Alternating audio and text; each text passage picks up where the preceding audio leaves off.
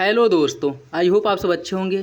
साथियों, हम लोग उत्तर प्रदेश आर 2023 के लिए प्रैक्टिस सेट सॉल्व कर रहे हैं और इस वीडियो में हम लोग सामान्य अध्ययन पेपर फर्स्ट के 50 महत्वपूर्ण प्रश्नों को सॉल्व करेंगे जो आपके एग्जाम के पॉइंट ऑफ व्यू से बहुत ही महत्वपूर्ण है। तो यदि आप लोग चैनल पर नए हैं तो सब्सक्राइब कर लीजिए और बेल आइकन को प्रेस कर लीजिए, जिससे वीडियो के महत्वपूर्ण नोटिफिकेशन आप लोगों के पास पहुँचते रहें। वीडियो अगर अच्छा लगे तो लाइक करना बिल्कुल भी ना भूलें। कोई कन्फ्यूजन हो, कोई सजेशन हो या फीडबैक हो तो कमेंट बॉक्स में दे सकते हैं और वीडियो शेयर ज़रूर करें। तो चलिए इसी के साथ वीडियो की शुरुआत करते हैं। इसका पीडीएफ टेलीग्राम चैनल पे प्रोवाइड करा दिया जाएगा, वहाँ से आप लोग डाउनलोड कर लीजिएगा। और वीडियो अच्छा लगे तो लाइक करना बिल्कुल भी ना भूलें। क्वेश्चन नंबर फर्स्ट देखिए, भारतीय संविधान की 8वीं अनुसूची में संघ सूची, राज्य सूची और समवर्ती सूची का वर्णन किया गया है। हाल ही में 15वें वित्त आयोग के अध्यक्ष ने स्वास्थ्य जो है हेल्थ, इसे समवर्ती सूची में हस्तांतरित करने की सिफारिश की थी। आपको बताना है इसमें कौन सा विकल्प गलत है। इसका सही आंसर हो जाएगा ऑप्शन ए, जो 8वीं अनुसूची की बात कर रहा है कि भारतीय संविधान की 8वीं अनुसूची में संघ सूची, राज्य सूची और समवर्ती सूची का वर्णन किया गया है, गलत है। यह कौन सी अनुसूची है? 7वीं अनुसूची में इसका वर्णन किया गया है। 8वीं अनुसूची जो है यह आपके भाषा से संबंधित है, ठीक है, जिसमें 22 भाषाओं का वर्णन किया गया है। तो याद रखिएगा, इंपॉर्टेंट है।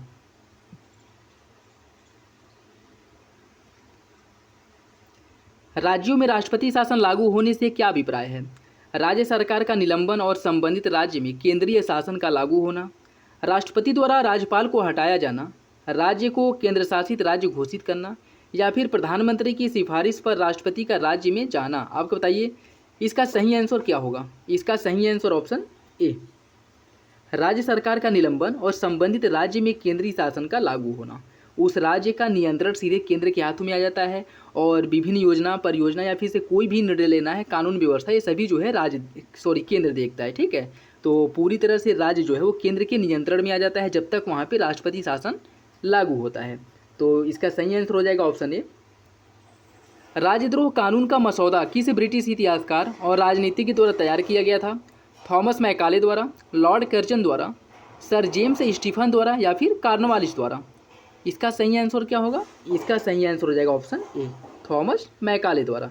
इनके द्वारा राजद्रोह कानून का जो मसौदा है वह तैयार किया गया था। निम्नलिखित में से कौन सी एक सबसे बड़ी संसदीय समिति है? लोक लेखा समिति, प्राक्कलन समिति, सरकारी उपक्रम समिति या फिर याचिका समिति। इसका सही आंसर क्या है?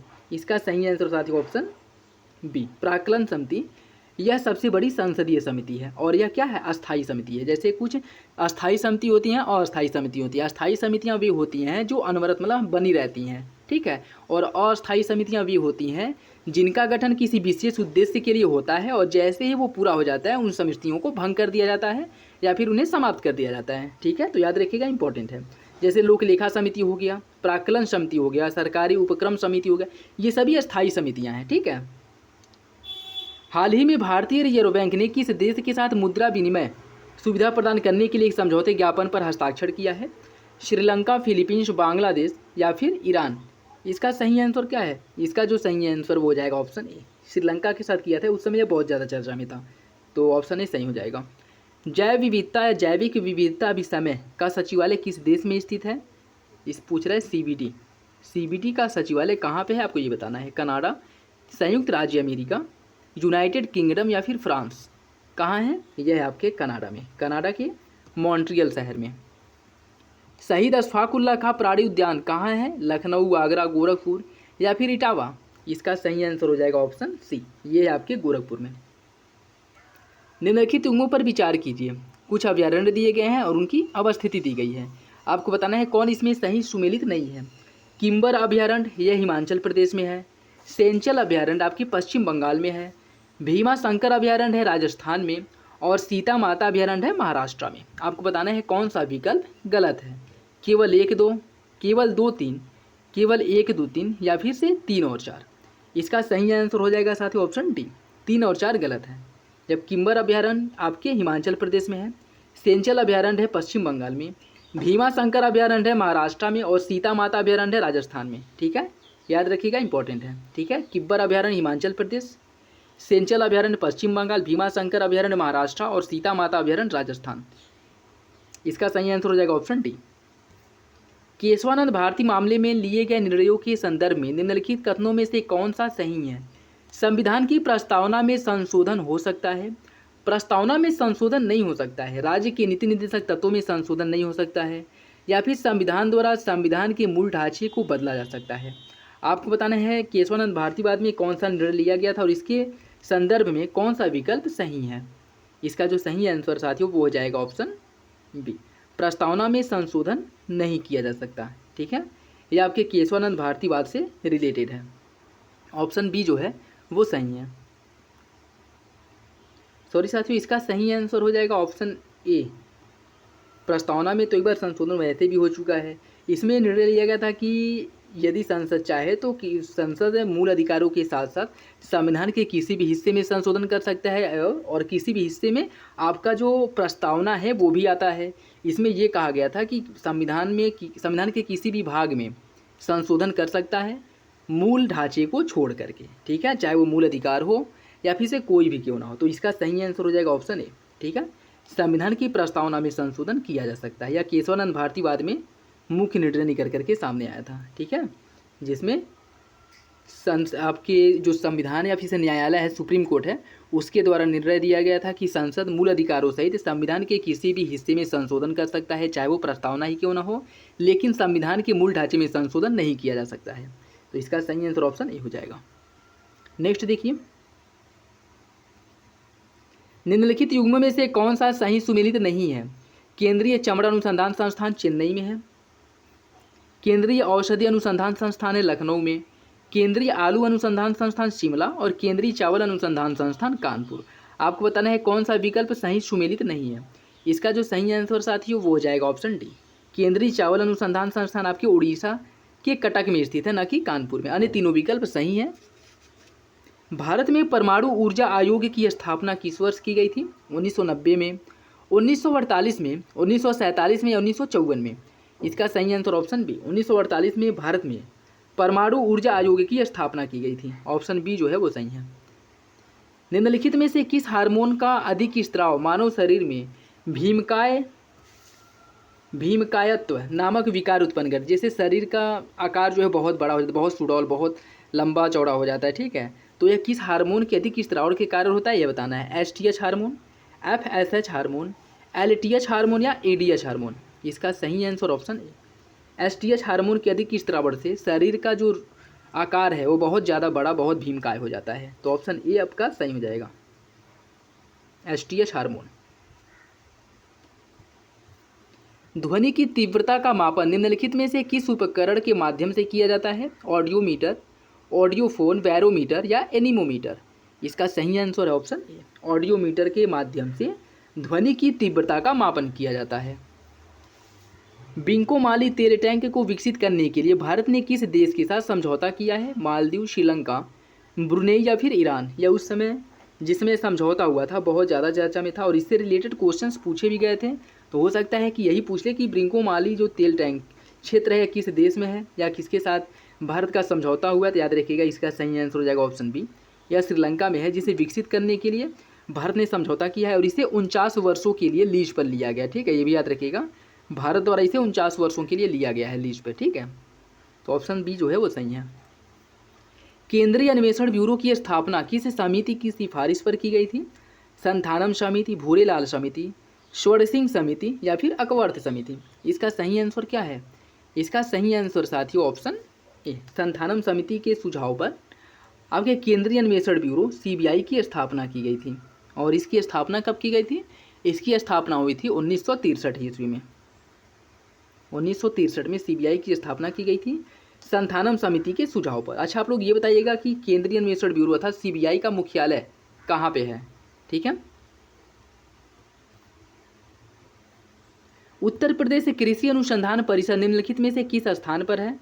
लखनऊ, मेरठ, गोरखपुर या उपयुक्त में से कोई नहीं? इसका सही आंसर हो जाएगा ऑप्शन ए, ये है आपके लखनऊ में स्थित है उत्तर प्रदेश कृषि अनुसंधान परिषद और इसकी स्थापना हुआ था 1989 में। ये भी याद रखिएगा, इंपॉर्टेंट है।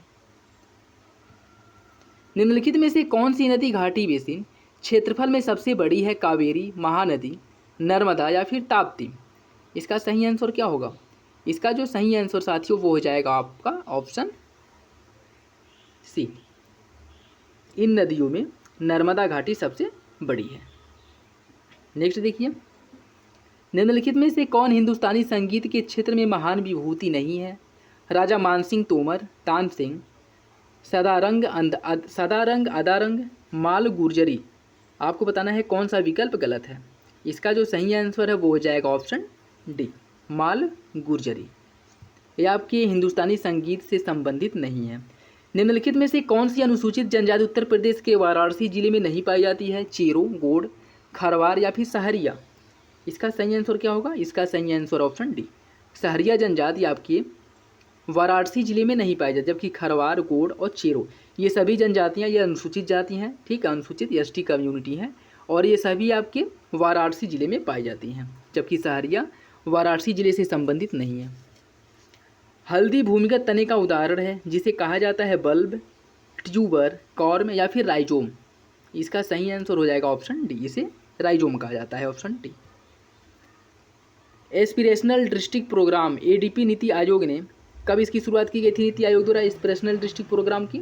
इसका जो सही आंसर हो जाएगा ऑप्शन सी, जनवरी 2018 में इसकी शुरुआत की गई थी नीति आयोग द्वारा।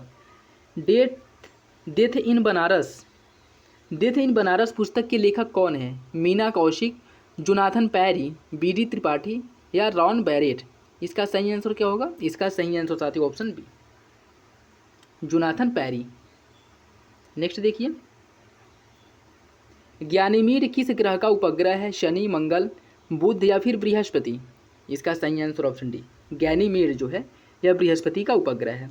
पुलिकट झील किन दो राज्यों के मध्य में स्थित है? महाराष्ट्र, कर्नाटक, तमिलनाडु, आंध्र प्रदेश, तमिलनाडु, केरल, उपयुक्त में से कोई नहीं। इसका सही आंसर ऑप्शन बी, तमिलनाडु और आंध्र प्रदेश के मध्य में स्थित है पुलिकट झील।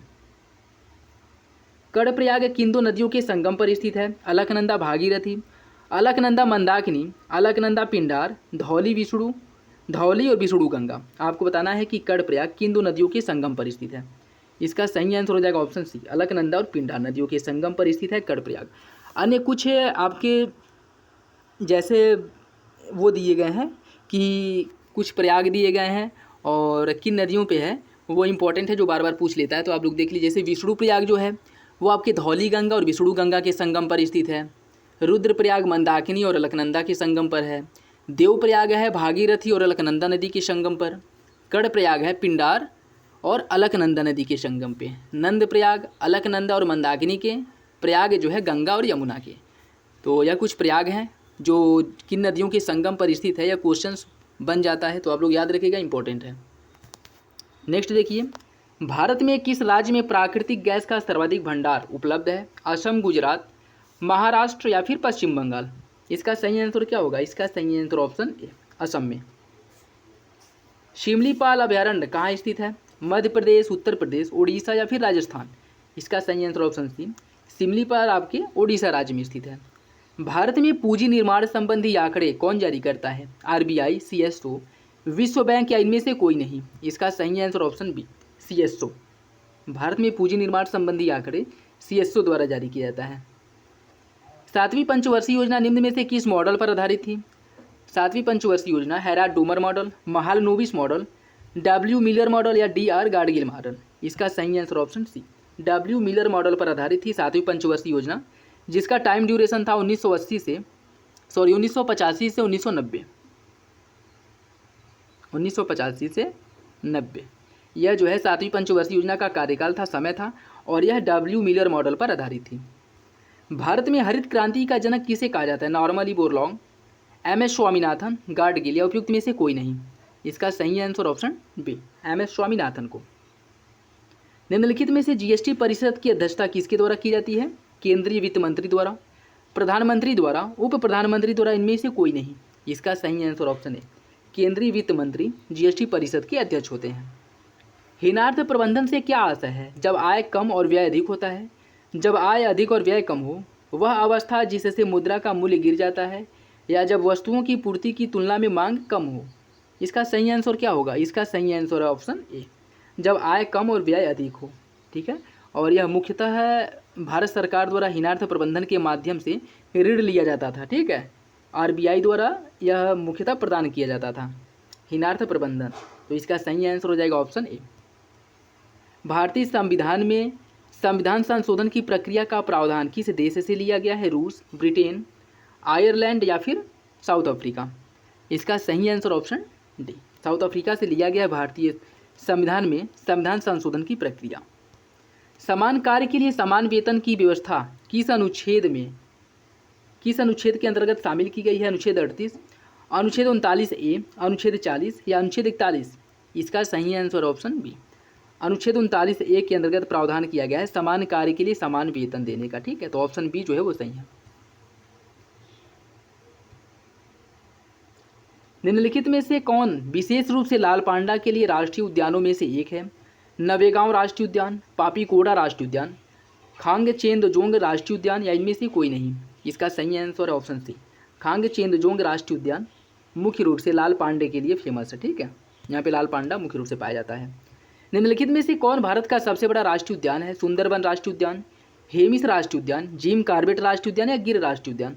इसका सही आंसर ऑप्शन बी, हेमिस राष्ट्रीय उद्यान यह भारत का सबसे बड़ा राष्ट्रीय उद्यान है। अच्छा, आप लोग कमेंट बॉक्स में ये बताइएगा कि हेमिस राष्ट्रीय उद्यान है कहाँ पे? हाल ही में भारत ने किस देश के साथ चीते के पुनर्परिचय के लिए समझौता, मतलब वही चीते की पुनर्वापसी के लिए समझौता किया गया है? केन्या, ऑस्ट्रेलिया, घाना या फिर नामीबिया? इसका सही आंसर ऑप्शन डी, नामीबिया के साथ। और हाल ही में जो चीते आए थे उसमें से 8 चीतों की मृत्यु हो चुकी है। तो जहाँ तक मुझे लग रहा है कि ये चीतों का इन्हें जो लाया गया है वह मुख्यतः एक फेलियर साबित हुआ है, जिसमें से 8 चीते मरी गए हैं। ठीक है, तो आया था कहाँ से? नामीबिया से।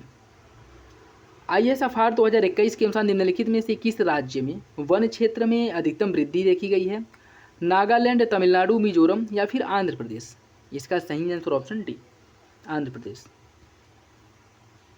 दक्षिण पश्चिम पंजाब, हरियाणा, राजस्थान के अर्धशुष्क क्षेत्रों में किस प्रकार के वन पाए जाते हैं? वेलांचली और अनूप वन, पर्वतीय वन, उष्णकटिबंधीय कंटक वन या उष्णकटिबंधीय सदाबहार वन? इसका सही आंसर ऑप्शन सी, उष्णकटिबंधीय कंटक या कांटेदार वनस्पतियां मुख्य रूप से इन क्षेत्रों में पाए जाते हैं। ठीक है, या अर्धशुष्क क्षेत्रों में। तो ऑप्शन सी जो है वो सही है। सागौन, साल, शीशम, हुर्रा, महुआ, आंवला, शेमल, कुसुम और चंदन ये सभी जो है प्रमुख वनस्पतियां हैं। और किस क्षेत्र में या किस आपके वन प्रदेश की वनस्पतियां हैं ये बताना है। उष्णकटिबंधीय पर्णपाती वन, उष्णकटिबंधीय कटक वन, उष्णकटिबंधीय सदाबहार और अर्ध सदाबहार वन या पर्वतीय वन? इसका सही आंसर ऑप्शन ए, यह मुख्य रूप से उष्णकटिबंधीय पर्णपाती वन की वनस्पतियां हैं, जिसमें आपका सागौन, साल, शीशम, हुर्रा, महुआ, आंवला, शेमल, कुसुम, चंदन आदि जो है वृक्ष जो है शामिल है, वनस्पतियां शामिल हैं। यह उष्णकटिबंधीय पर्णपाती वन के वनस्पति हैं। नेक्स्ट देखिए, निम्नलिखित में से किस नृत्य का मूल उत्तर प्रदेश में है जो शास्त्रीय नृत्य के 8 रूपों का हिस्सा है? मोहिनीअट्टम, कथकली, कथक या फिर सत्रिया? इसका सही आंसर हो जाएगा ऑप्शन सी, कथक। महाकुंभ मेले की तिथि खगोलीय रूप से सूर्य, चंद्रमा और किसकी स्थिति का अध्ययन करने के बाद निर्धारित किया जाता है? मंगल, बुध, बृहस्पति या फिर शुक्र? इसका सही आंसर ऑप्शन सी, महाकुंभ मेले की तिथि का जो निर्धारण है वह सूर्य, चंद्रमा और बृहस्पति की स्थिति का अध्ययन करने के बाद इसकी तिथि का निर्धारण किया जाता है। तो इसका सही आंसर हो जाएगा ऑप्शन सी। तो ये थे कुछ महत्वपूर्ण प्रश्न जो आपके एग्जाम के पॉइंट ऑफ व्यू से बहुत ही महत्वपूर्ण है। वीडियो अगर अच्छा लगे तो लाइक करना बिल्कुल भी ना भूलें, अपने दोस्तों के साथ जरूर शेयर करें और कोई सजेशन हो, फीडबैक हो कमेंट बॉक्स में दे सकते हैं।